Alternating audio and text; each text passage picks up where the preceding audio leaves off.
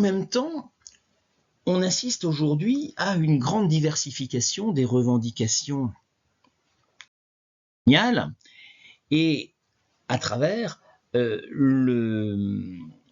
l'émergence de nouvelles puissances.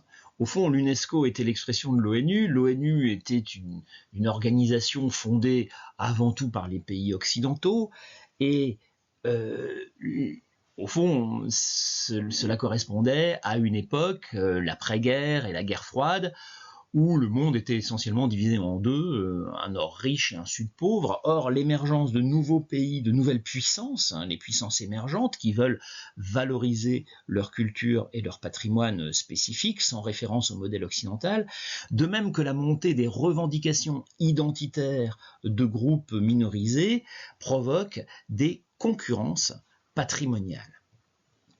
Concurrence patrimoniale avec des pays émergents, concurrence patrimoniale avec des groupes minoritaires qui développent leurs revendications identitaires. Alors, on a plusieurs exemples pour cela. L'exemple le plus évident, sans doute, c'est celui du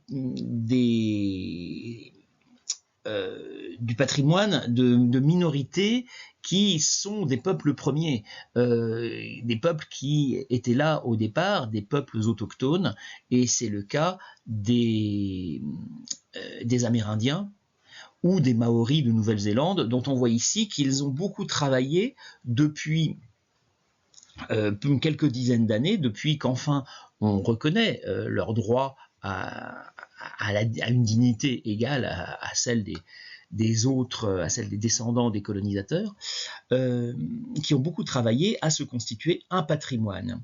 C'est le cas des aborigènes d'Australie aussi, qui valorisent leur patrimoine. À côté de ça, il y a d'autres revendications, d'autres concurrences patrimoniales, à travers des groupes spécifiques, longtemps marginaux. Alors, c'est le cas, par exemple, des groupes LGBTQIA+. Vous voyez ici, par exemple, une capture d'écran d'un site internet qui propose des visites guidées du patrimoine du Paris homosexuel. Et oui, il y a un patrimoine de la communauté homosexuelle à Paris, et donc on peut imaginer des visites guidées pour valoriser ce patrimoine. On parle aussi aujourd'hui parfois de matrimoine, le patrimoine des femmes, parce que c'est vrai que le terme patrimoine est un terme fondamentalement sexiste, et on défend l'idée d'un patrimoine au féminin. De même, il y a les patrimoines régionaux. Les patrimoines régionaux, ça c'est la vogue de la reconnaissance des identités régionales depuis les années 70, ces identités régionales qui essaient de s'appuyer sur un patrimoine qui n'a pas toujours été reconnu, un patrimoine strictement régional qui représente une identité régionale, et un patrimoine qu'il faut parfois inventer, réinventer ou développer. Alors on a un très bon exemple c'est alors ce qui ressemble à la tapisserie de Bayeux.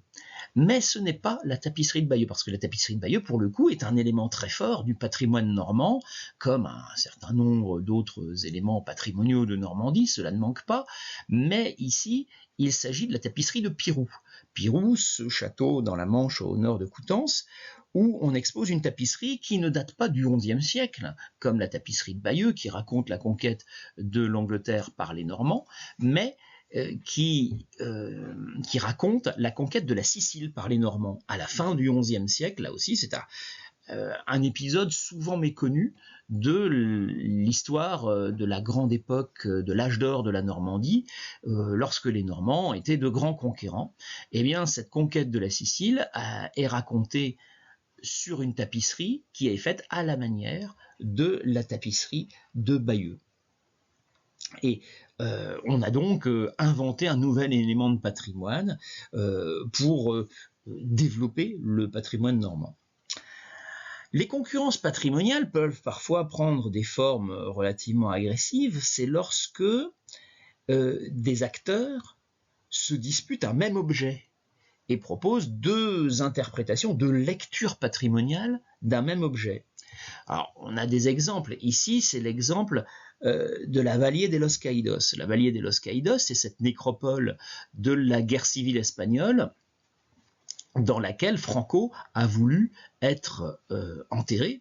Et précisément, les républicains espagnols, ou du moins les héritiers des républicains espagnols, contestent la présence du corps de Franco dans cette nécropole.